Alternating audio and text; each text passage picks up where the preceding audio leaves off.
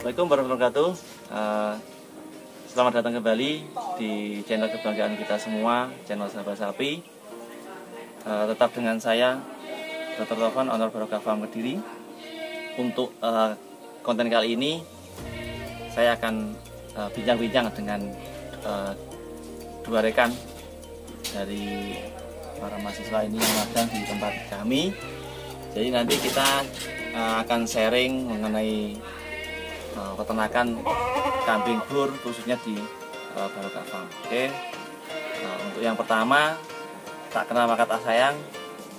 Nanti akan langsung aja perkenalan dengan para rekan-rekan yang magang di tempat kami. Monggo. Halo, perkenalkan, nama saya Edi Purwanto. Saya dari kampus Poltana Mapena, yaitu Politeknik Pertanian dan Peternakan Mapena, yaitu di Tuban. Dan nama saya Taufik Rahman dari kampus Politeknik Pertanian dan Peternakan yang ada di Tuban. Oke, jadi itu perkenalannya. Jadi rekan-rekan ini dari Tuban, ya.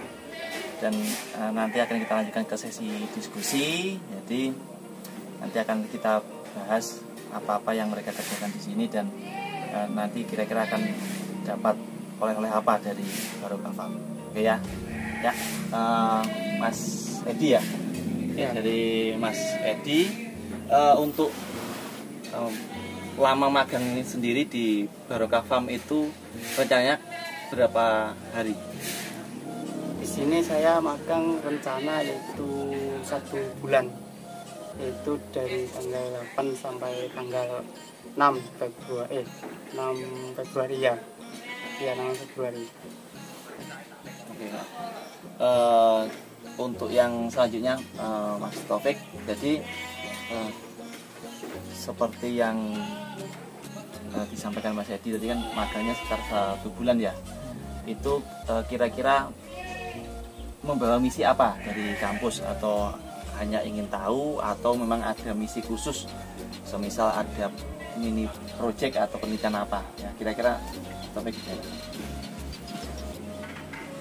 Saya magang di sini itu utama kan pracaring dari kampus kami. Nah, saya memilih Barokah Farm adalah tentang mau mengerjakan tugas dari kampus, yaitu tentang silsilahnya kambing bur. Nah, dalam silsilah kan kita kan mengenal dengan ada yang F1, ada yang F2, dan seterusnya, ada yang FB kan, itu kan sangat menarik sekali untuk digali lagi. Nah, misi saya ke depan untuk 1 bulan ini agar bisa paham antara silsilahnya kambing bur itu sendiri. Oke. Kalau untuk menarik ya, untuk tema silsilah itu kan menarik. Seperti video yang sebelumnya kan saya sudah pernah bahas tentang contoh F1, F2 sampai FB ya. Kira-kira dari Mas Taufik ini ada kendala tertentu nggak, atau katakanlah seperti ini, kenapa kok memutuskan ambil tema itu? Apakah dari arahan dari dosen pembimbingnya, atau memang melihat tren bur ini bagus dan akhirnya tertarik untuk membahas tentang silsilah atau recording, atau mungkin yang F1 sampai berapa? Gila. Yang pertama adalah kan kita lihat di kalangan masyarakat peternak-peternak kecil kan recording kan masih jarang. Nah, maka dari itu yang pertama adalah paling enggak kan kita kalau mau usaha kan bisa didata sendiri secara sistematis dan benar kan gitu. Yang kedua tentang silsilah tadi kan, supaya kita itu bisa urut antara ini F1 itu bisa membedakan dengan catatan kita ini F1, F2 kan nggak bisa dipandang ini kambing F1, F2 kalau nggak ada rekodnya seperti itu. Itu yang dari Mas Taufik ya. Coba langsung ke Mas Edi ya. Mas Edi, untuk di Barokah Farm sendiri ambil tema apa? Di sini saya di Barokah Farm ingin meneliti, yaitu mengenai ransum pakan. Jadi kan dari pakan itu nanti kita mengetahui yaitu ADG, yaitu mengenai bobot badan yang akan kita peroleh, yaitu data dari hasil pakan yang diberikan itu nanti 1 bulannya itu pertambahan bobotnya itu berapa per bulan, itu berapa kilo, yaitu seperti itu. Oke. Nah, kalau dari Mas Edi ya, jadi untuk ADG itu sendiri apakah memegang peranan penting untuk sebuah peternakan, khususnya peternakan kambing bur? Ya, jadi ADG ini perannya itu sangat penting. Karena kenapa penting? Yaitu karena dalam budidaya bur ini, seandainya tanpa ada yaitu manajemen ADG, pasti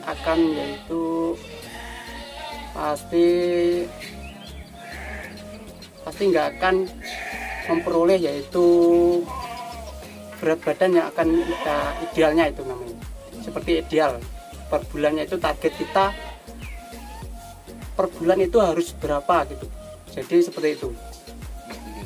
Mungkin ini ya, mungkin kalau saya bisa simpulkan, mungkin karena ADG itu dianggap penting dalam sebuah industri peternakan. Kalau kita mau, katakanlah mau kita breeding atau fattening, itu ada ADG yang standarnya harus segitu ya. Ya. Jadi ada. Jadi kalau kita meneliti tentang ADG atau kenaikan berat tiap bulannya, kita bisa tahu kalau kita lakukan timbang badan rutin setiap bulan, oh ini ternyata untuk standar ADG kambing bur, semisal normanya 5 kilo sampai 7 kilo loh, ini ternyata kok kenaikannya cuma 1 kilo. Nah, ini berarti ada sesuatu yang tidak beres. Kira-kira seperti itu ya. Nah, ada sesuatu yang nggak beres yang nantinya harus kita evaluasi, apakah itu dari pakannya atau dari perawatannya atau dari kambingnya itu sendiri. Nah, kalau dari pakannya kita mungkin bisa kita rubah ya, kita rubah untuk komposisinya menuju ke protein yang ideal. Kalau itu dari perawatannya ya berarti manajemen kandangnya harus kita perubah ya, kita perbarui atau mungkin ada yang kita sesuaikan. Kalau nanti dari kambingnya itu urusannya Mas Taufik. Yang dari recording tadi ya, pentingnya sebuah recording itu mungkin akan matching kalau digabungkan mengenai pentingnya recording dan ADG. Karena kalau ternyata pakannya bagus, perawatannya bagus, tetap nggak bisa naik. Mungkin dari recordingnya ternyata tercatat, memang ini dari kambing ini keturunannya nggak bisa besar. Nah, akhirnya kan kita harus ambil langkah, kambing-kambing yang nggak bisa besar ya, idealnya kalau mau di fattening nggak cocok. Ini mau segera kita ganti dengan yang lebih bagus ya, betul ya. Terus untuk pertanyaan selanjutnya untuk nanti bisa dijawab oleh kedua mahasiswa. Jadi selama magang atau selama ambil sampel dan sebagainya itu kira-kira kendala terbesarnya itu di bagian mana? Bisa dari Mas Edi ya. Kendala yaitu di bagian yaitu mengenai proses penimbangannya, itu kan biasanya kambingnya ya sulit, kadang kan berubah-ubah nilai timbangan itu. Jadi kan saat kita timbang kan kita lihat itu kan biasanya kambingnya gerak, jadi kita sulit saat penimbangan itu. Kadang kan sulit nggak bisa tenang ya, nggak bisa diam gitu. Jadi kan nilainya bisa berubah-ubah gitu, seperti itu. Kesulitan saya dalam mengambil data itu adalah tentang datanya kambing itu sendiri. Kan misalkan seperti anaknya ini, indukannya ini kalau sudah dijual kan, berarti kan data itu kan pastinya nggak tahu ini indukannya ini gimana kan, seperti itu masalahnya. Kalau nggak gitu ya indukannya ini terus anaknya ini dijual kan, pasti kan nggak bisa menelusuri lagi lebih jauh lagi tentang. Terus untuk Mas Edi dan Mas Taufik ya, kira-kira kalau melihat perkembangan dunia peternakan sekarang itu prospek kedepannya seperti apa kira-kira untuk dari kalau saya kan dari lapangan ya, saya mungkin kan bisa menilai, tapi kan hanya dari lapangan. Mungkin dari mas-mas berdua kan dari akademisi, katakanlah dari tingkat keilmuan itu, menurut Mas untuk perkembangan dunia peternakan atau prospek kedepannya, khususnya kambing dan domba, bagaimana? Apakah bagus atau suram atau gimana lah kira-kira? Monggo Mas Taufik. Prospek kedepannya dalam peternakan terutama domba dan kambing itu sangat bagus. Kenapa sangat bagus? Karena kan kebutuhan seperti akeko, daging untuk konsumsi, untuk industri makanan kan itu sangat banyak, terutama pada Idul Adha. Nah kan itu pasti butuh kambing yang sangat banyak. Nah prospeknya sangat tinggi dari situ kan. Monggo Mas Edi. Ya betul sekali, yaitu mengapa budidaya kambing atau domba ini sangat bagus, karena yaitu hampir sama dengan Mas Taufik, yaitu permintaan pasar yaitu sangat besar di saat Idul Kurban. Itu kan permintaan domba pada pasar itu kan besar, dari pasar permintaan domba itu. Nah seperti itu. Jadi mungkin bisa kita simpulkan untuk proyek katakanlah 2-3 tahun ke depan atau bahkan mungkin sampai 5 tahun ke depan masih sangat layak ya untuk dikembangkan ya. Jadi untuk rekan-rekan yang bingung mau memulai usaha apa, atau mungkin karena pandemi ini terus tiba-tiba harus berhenti bekerja, mungkin salah satu usaha kambing bisa dilirik ya, kira-kira gitu ya, bisa dilirik ya. Jadi tidak lagi bisa dianggap sebelah mata lah katakanlah usaha kambing seperti ini. Untuk yang berikutnya, pertanyaan untuk Mas berdua ini, kira-kira pengalaman apa yang didapatkan di sini selama menjalani proses magang yang berjalan beberapa minggu ini? Apa pengalamannya? Monggo Pak Edi. Ya, pengalaman yang sangat terkesan di sini yaitu mengenai dalam pembuatan ransum. Karena di sini sangat bagus. Karena mengapa bagus, yaitu bahan-bahan atau komposisi pakan di sini sangat murah. Yaitu seperti di kampung, kadang-kadang di desa itu ada yang nggak termanfaatkan, tapi di sini sangat dimanfaatkan. Kalau diterapkan di rumah itu pasti bisa, karena kan di rumah saya yaitu kan kadang-kadang limbah-limbah tersebut kan bisa saya manfaatkan. Jadi ilmu yang saya dapat bisa saya terapkan di rumah seperti itu. Pengalaman saya selama prakering di Barokah Farm Kediri ini, yaitu yang pertama saya jadi tahu antara kambing bor yang full brood itu gimana, kambing bor yang F1, F2 itu seperti apa, dan lain-lain. Nah dari sini kan kita juga tidak diajari tentang itu juga, kita diajari tentang pemeliharaannya gimana, tentang perawatan, tentang memberikan vitamin dan lain-lain. Terus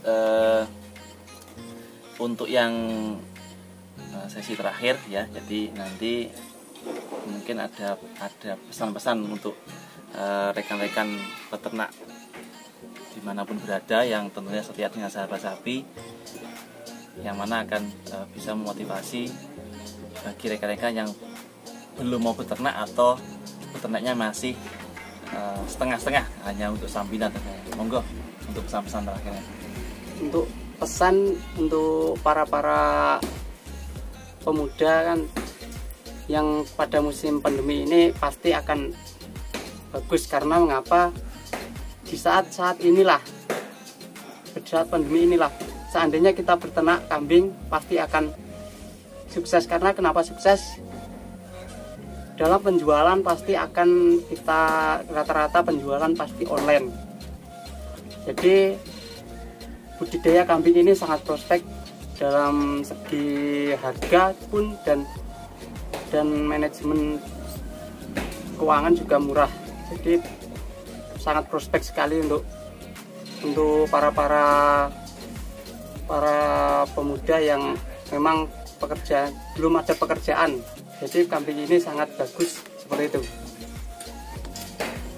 Pesan dari saya terutama untuk mahasiswa peternakan, khususnya kalau masih bingung cari tempat prakirin, direkomendasikan di Barokah Farm Kediri.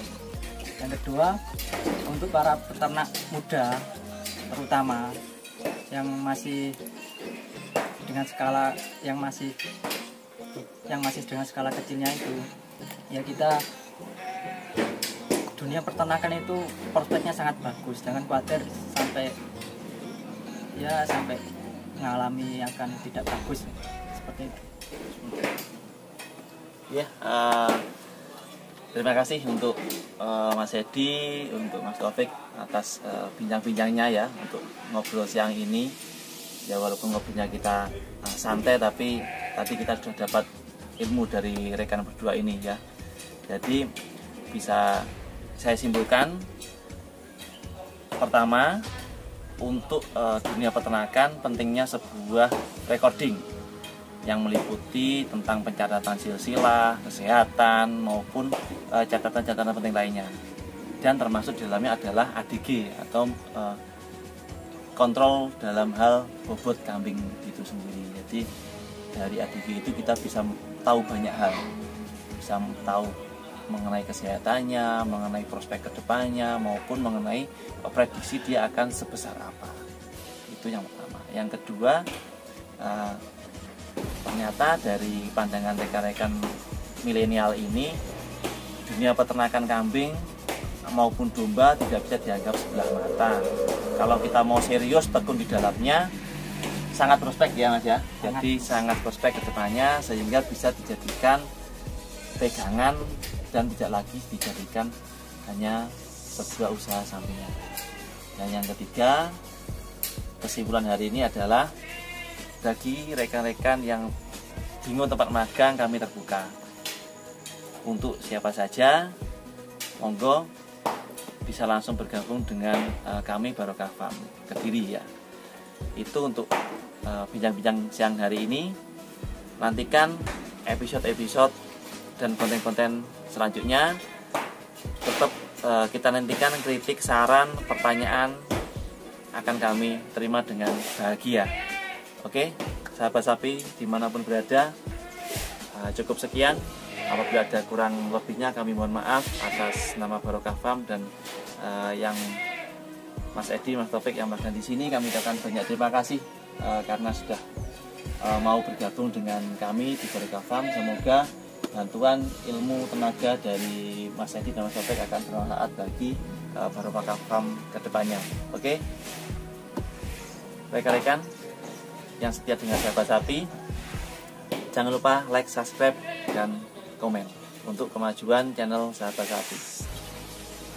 Terakhir, kita bersama-sama ya, maju terus peternakan Indonesia. Oke? Gitu ya. 1, 2, 3. Maju terus peternakan Indonesia.